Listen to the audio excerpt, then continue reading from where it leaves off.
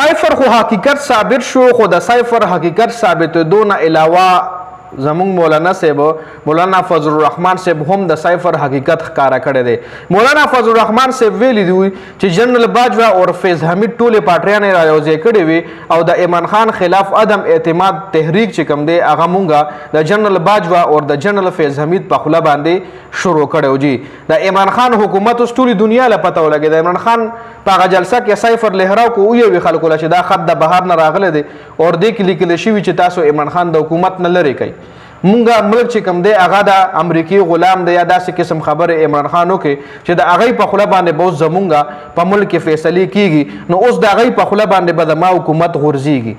نو هغه خبره عمران خان هم حقیقت ثابت شوه، ځکه ډراپ سایډ چې کوم دی هغې د صفر اوریجنل کاپیانې دنیا ته ښکاره کړې، صفر دنیا ته اوریجنلی ښکاره شو. او دې حوالې سره مولانا فضل الرحمن صاحب هم ویلو چې ټولې پارټیانې چې کوم دی جنرال باجوه او فیض حمید را یوځای کړې وي او موږ ته ویل چې تاسو به د عدم اعتماد تحریک راولئ. نو مونږه د جنرال باجوه او د جنرال فیض حمید په خوله باندې د عدم اعتماد تحریک راوستو. نو عمران خان یو ځل بیا ریښتونه ثابت شو.